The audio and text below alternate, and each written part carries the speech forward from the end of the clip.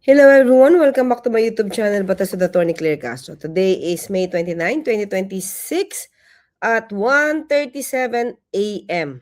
Yan. Okay mga ka-clear? Pag-usapan naman natin ito. Nagsalita na naman po si Senator Robin Padilla. At yun, siya ay siya yata ang nagiging ano na naman ngayon. Usap-usapan mga ka-clear sa kanya mga idea. Ha? Ito yan mga ka-clear. Pakita ko sa inyo Dito siya dito siya. Nasaan na ba yan? Okay, dito ata. Okay. Para alam mo naman pinag-usapan ngayon ay yung kung kailan puwedeng payagan ng online voting, 'di ba? Yan yung kapagka in case of emergency, national emergency at may force majeure. O sama na natin yung acts of God, 'di ba? Fortuitous event. Yan. So, nag-post ngayon ito mga ka-clear. Si Senator Robin Padilla. Ayan war, gera, digmaan sa gitnang silangan nagsiresulta ng terorismo sa iba't ibang parte ng mundo. Di pa niya particular na sinabi sa Pilipinas Terorismo sa iba't ibang parte ng mundo. Ang napipinto, wala pa, future to ang napipintong pagkadawit ng Pilipinas, di ba? Sa China-Taiwan conflict. Di ba? Sinama pa niya dito El Nino. Hindi ba daw po ito force majeure? So makikita niyo mga kaklira, dito sa klase, sa klase ng mga usapan, mga usapan yan. Ako, nakikita ko na ipipilit nila. Kahit sabihin pa na medyo taliwas or medyo kakaiba ang kanilang pakikipag debate, pakikipag argumento patungkol dito para mapayagan yung online voting ng mga absent na senador, mga ka-clear. Yung justifiable reason, katulad ng sinabi ko kagabi, iyan ay maaaring abusuhin. Sa mga pagkakataon nais nilang ilusot. Katulad nito. Sasabing, ang gera sa Middle East ay force majeure, mga ka-clear. Unang-una, yung nararanasan nating global oil crisis ay dahil din talaga naman sa gulo sa Middle East. Pero, mga clear, hindi yan dahilan para sabihin natin na yung nangyayari sa Middle East pwedeng tawaging fortuitous event or rather force majeure dito sa bansa. Kasi kapag ganyan na nangyari, mga clear, at meron tayo idideklarang force majeure dito sa Pilipinas dahil sa gera sa Middle East, lahat na ng mga obligasyon ay pwedeng talikuran. Alam niyo ba yung effect niyan, mga ka-clear? Sa batas po kasi, sa civil code, may mga pagkakataon na siyempre may mga kontrata. Yan, kontrata. So, kapag hindi nakatupad yung isang party ng kanyang obligasyon, di may kaso, di ba? May kaso. So, danyos yun. Civil case, walang kulong, pero danyos. Dahil hindi ka nakatupad. So, ang isa sa mga exception para hindi ka makasuhan ng danyos, kung ang obligasyon ay hindi mo nagawa dahil sa fortuitous event or force majeure. Okay? So, fortuitous event, acts of God, earthquake, super typhoon, yan, di ba? Na kumbaga, kaya nga pag may typhoon, minsan yung mga bata, walang pasok, di ba? So, hindi yan ginusto ng tao. Acts of God yan. Tidal wave, tsunami, yan. Pero, pagka naman sinabi natin force majeure, ito yung mga acts na beyond the control of man. Halimbawa, war. Ito man, mga ka-clear, ay sabi natin gawa ng tao, ang war, pero hindi mo siya kayang kontrolin kung ikaw lang. 'Di ba? Yan. Halimbawa, sige, hiramin natin 'to. Yan na.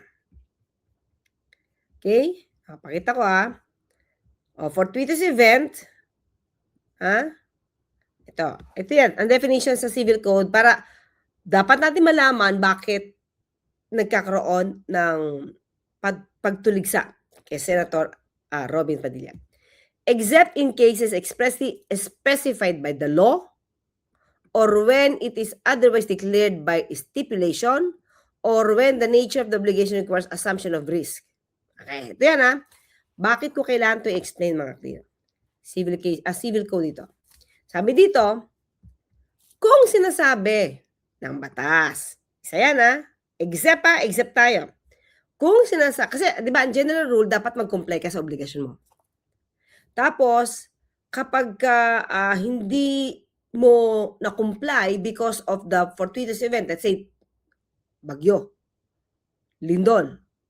So, para ang mangyayari yan, exception yan, na hindi mo kailangan ma-fulfill yung obligasyon mo because of the fortuitous event. Hindi mo ginusto yun Diba?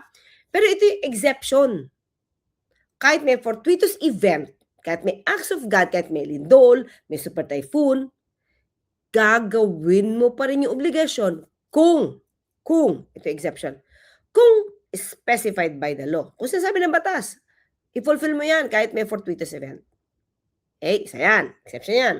Or, kung napag-usapan nyo sa kontrata. So, halimbawa, sinabi nyo, nagkasundo kayo, na, uy kahit may bagyo tayo rain or shine, tuloy walang tatalikod sa obligasyon. Diba? Nag-isip. Or when the nature of the obligation requires the assumption of risk. Halimbawa, ano bang negosyo mo? Insurance. Ano ba ang kailangan mong i-fulfill? Diba? Na pagka nagkabagyo, at nasira yung aking kotse at meron car insurance to, ay bayaran mo. Kahit acts of God yan. Pero meron na ngayon, mga kaklira, dahil sobrang nangyari sa Undoy parang meron ng additional yata na premium para pag acts of God. Pero yun yung mga negosyo na kumbaga ang negosyo nila talagang sumapo ng mga danyos dahil sa fortuitous event. Kumbaga, yun yung nature nila, ng negosyo nila, patungkol sa fortuitous event. Ayan, so, maliban sa kailangan na dahil sinasabi ng batas o napagkasunduan nyo or yung nature ng kanyang obligasyon ay to assume risk, ayan, no person shall be responsible for those events which could not be foreseen. Di mo alam na mangyayari. Or which, though foreseen, were inevitable. So, kahit nakita mo na, pero hindi mo siya makontrol. Gera. Ayan. Halimbawa, ito Acts of God. Ayan Ito na naman.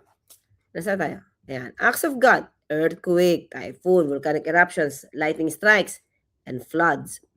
Ang force majeure naman, war, riots, strikes, robbery with violence, or government-imposed lockdowns or orders like no COVID. Okay, mga ka-clear? So, halimbawa, ito robbery. Actually, robbery with violence na yun. Parang medyo doble ito Robbery. Halimbawa, obligasyon mong may gawin. Ito. Yung ginawa mo, hindi mo na-deliver on time. Bakit? Ninakaw. Hindi mo kontrolado. Hindi mo na control yun. Sinaksa ka pa, halimbawa. Pero buhay ka. Pero ninakaw. Diba? Yun. Hindi ka pwedeng kasuhan ng danyos, pero siguro pwede mapag-usapan yan kasi hindi mo naman ginustong hindi mo ma-deliver. Diba? So, mga ka-clear, tingnan nyo to Kung sabi ni Senator Robin doon tayo sa sinabi niya, 'Di ba may force majeure na dapat hindi ba force majeure yung giyera sa Middle East? Hindi ba force majeure? Dito sa Pilipinas, siyempre iba dun. Acts of God, acts of man yun. Force majeure yun doon sa kung saan yung may putukan. Sa Pilipinas, hindi. 'Di ba? Kasi 'pag dineklara mong force majeure yun dito sa Pilipinas, yung giyera kung saan-saan mang giyera. So, marami ang magja-justify na hindi sila magfu-fulfill ng kanilang obligasyon dahil may dineklarang force majeure. At dineklarang ang giyera sa Middle East ay force majeure. 'Di ba? Oh. Yung El Nino, mga kakli. So, 'pag sobrang init, wala na magtatrabaho, lockdown tayo kasi mainit. O wala na magtatrabaho. 'Di ba? Eh, kahit El Nino diyan mga ka-clear, yung Senado, may aircon yan, 'di ba? So, dahil El Nino sa ibang lugar, let's say Isabela, dun na madalas tagtuyot, Isabela. So, pagka El Nino dun, hindi makapagtanim, so yung mga senador, pwede mag-online voting. 'Di ba? Ganun ba yung gusto niya mangyari? Hindi naman apektado yung El Nino diyan sa Senado. 'Di ba? Unless wala ng tubig, walang kuryente. Mahirap talaga yun. 'Di ba? So, yan pinakita ko sa inyo mga clear. Ito pa. Ano yung mga dapat para malamang may fortuitous event? Independent of human will. Or, kahit nga, alam mo, pwedeng kontrol ng tao, ikaw mismo, hindi mo kaya makontrol. War. Diba? O, unforeseeability or inevitability. The event must be either impossible to foresee or impossible to avoid. Diba? Hindi mo magagawa ng paraan. Hindi mo kayang hadlangan kasi may nangyayaring war. Halimbawa, ganun O, impossible performance. The event must be such as to render it impossible for a debtor to fulfill his obligation in normal manner. Ito nga sasabi ko mga kli, kaya importante ma-define ano yung fortuitous event. Kasi pag sinabi mong yung war sa Middle East, fortuitous event yan as far as the Philippines is concerned, maraming hindi magkukumple ng obligasyon. May force majeure. Diba? Pero dapat, anong requirement para masabi mo? Yung mga tao, yung debtor, yung may obligasyon, imposibleng i-perform. Diba? Imposible. Halimbawa, lockdown. O dati. Hindi mo madala yung food. Diba? Hindi mo madala yung food doon. Kasi lockdown, hindi ka makakapasok, sarado. Impossible to perform dapat. Tapos dapat walang negligence. Walang absence of negligence. Kung ikaw ay nakulong, di naman siya fortuitous event. Di naman siya force majeure. Bakit? May kinakailangan kang gawin sa batas May dapat kang panugutan. Di ba? So, ang pagtatago bilang pugante, hindi yan papasok dito sa fortuitous event or force majeure. Diba? So, pakinggan natin ito mga klira.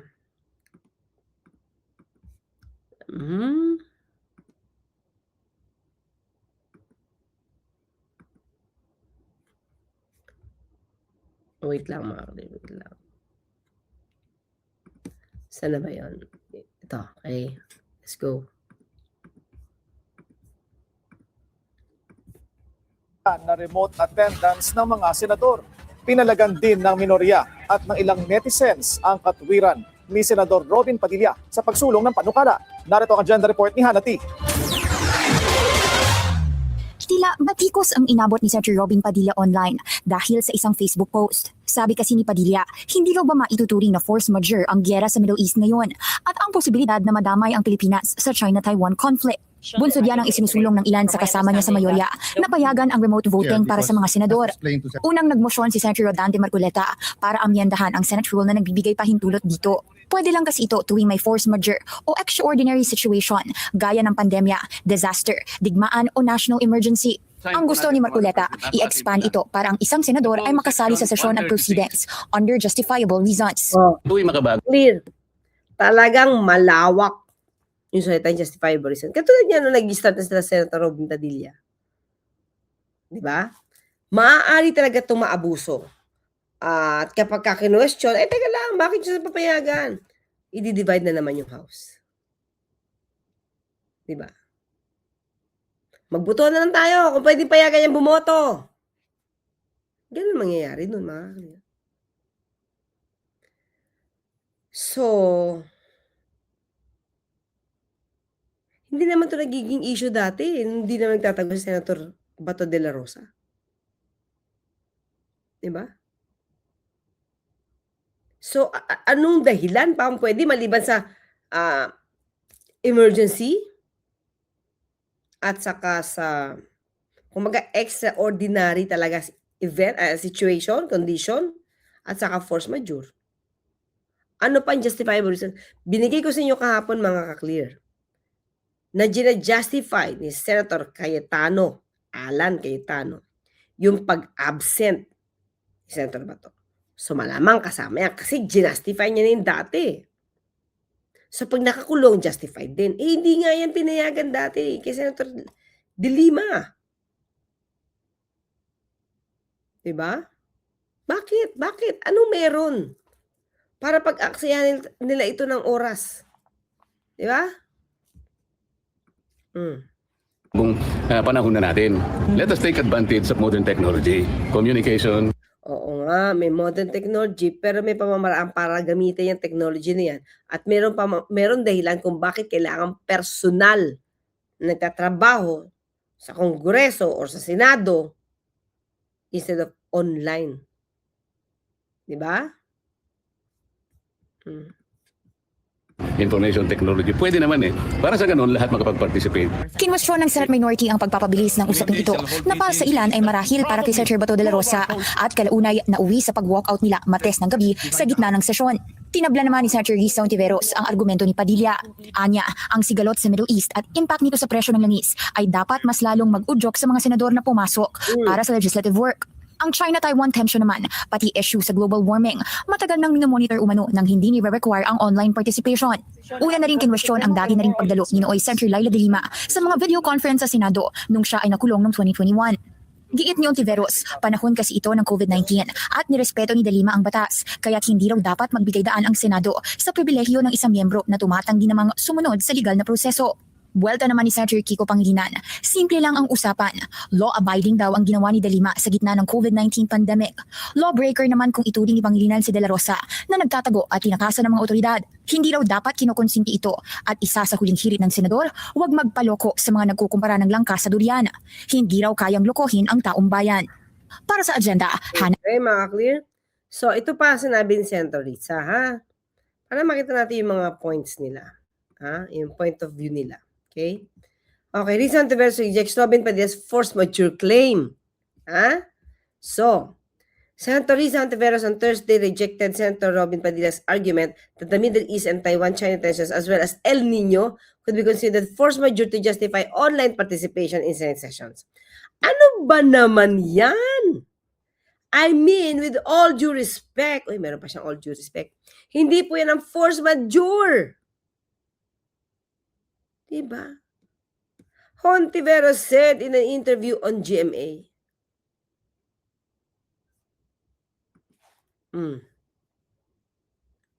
Pinakita ko sa inyo, mga ka-clear. Ha? Ito kasi, tinan nyo to, ha? Kaya sabi ko, balikan ko na lang si Senator Risa. Kaya ito, importante, mga ka-clear. Itong pinag-uusapan 42.7. Ito nga, tungkol sa mga kontrata yan. Contractual parties rely on this provision when fulfilling an obligation becomes impossible. Nagiging imposible yung pagtatrabaho or gawa ng task because of fortuitous event. Kaya ito ay madalas na nababanggit. Diba? So, Ayan. Ito. Pinakita ko na sa inyo ito kanina. According to 1174, an event must meet the following 4 strict requirements to exempt an obligor. To exempt an obligor. Debtor yan, who is a person or entity contractually bound to fulfill an obligation. So yung obligor is a debtor. Siya may responsibilidad na mag-fulfill ng kanyang trabaho. So, mawawala lang yung danyos, no?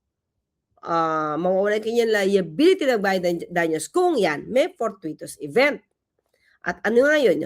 May nangyari, yung cost ng breach, kung ba't hindi siya nakapunta, ay dahil sa may independent of human will. May kondisyon, may dahilan na hindi ito gawa ng tao. Hindi ito dependent sa kapangyarihan ng tao. Yan. Tapos yung event ay unforeseen or unavoidable. Di mo nakikita or hindi mo siya mapipigil. The event must render it impossible for the obligor to fulfill the obligation. Niya kayang gawin because of the situation or condition. And the obligor must be free from any participation. Paano kung nagtago ka? Ikaw yung nagtago. Tapos gagami, ikaw yung nagtago dahil ayaw mong pahuli, hindi ka na nga sumasunod sa batas, tapos yung gera sa Middle East, ang gagawin mo pang dahilan para makapag-participate ka online. Diba? Hindi ka na free from any participation. Or aggravation of the injury to the obligee. Kumaga, wala kang, kaya sabi, free from any participation. Wala kang, wala sa'yo, hindi sa'yo galing. Hindi sa'yo galing yung dahilan kung ba't nagkaroon ng fortuitous event or bakit nagkaroon ng force majeure. Hindi ka partido dun. Halimbawa, sunog, mga kakli, nagkasunog. O, hindi yan ma-fulfill ngayon. Diba? Yung sunog, nasunog yung bahay na i-deliver mo, nasunog because tinamaan ng kidlat. Halimbawa. O, di may fortuitous event. Kidlat eh. Pero kung ikaw, sinunog mo, ikaw yung dahilan kung bakit nasunog yan. Wala tayong natawagang acts of God or force majeure. Kasi, isa ka sa nag-participate para hindi mo matupad ang obligasyon mo. Di ba? Typical acts of God is yan, natural disasters, typhoon, floods, earthquakes, acts of man. Ang acts of man naman, beyond the control of the parties. Okay, so, alam ko kasi may abogado to si Senator si Senator Robin Padilla eh. Or gusto lang nila ma-justify yung force majeure. Diba mga ka-clear? So anyway, kaya wag naman natin sabihin yung sinabi ni Senator Marcoleta na wala siyang legal background, no? Wag natin gayahin si Senator Marcoleta. Alam naman natin hindi abogado si Senator si Senator Robin Padilla. Alam naman natin. So most probably hindi nga niya to masyado naaral. So justified 'yun. Kaya lang alam ko may lawyer kasi siya. So ba't niya hinahayaan si Senator Robin Padilla na mag-post ng ganyan? Di ba? Anyway, mga kliyan lang, ha? Ulitin natin, ha? Bakit daw, kailan daw dapat sana i-declare na force majeure or acts of God or fortuitous event, war, gera, digmaan sa gitnang silangan na nagreresulta ng terorismo, napipitong pagkadawit ng Pilipinas sa China-Taiwan conflict. At isama mo na ang El Nino. Talaga, para lang ma-justify. Mga kakli, para lang ma-justify. At gagawa sila ng dahilan. Diba? Okay, mga kakli, kaya medyo pinatigos na naman Senator Robin Padilla. Okay, paano? Magkita maraming salamat. Mami Ida Basukat, Auntie Amitis Bayoba, Mami Trisel Martin, Mami Antonia Vicente, Mami Corazon, and Tony George Aquino. So see you in a while. Bye-bye. Thank you mga clear, mga MIBs. Maraming salamat.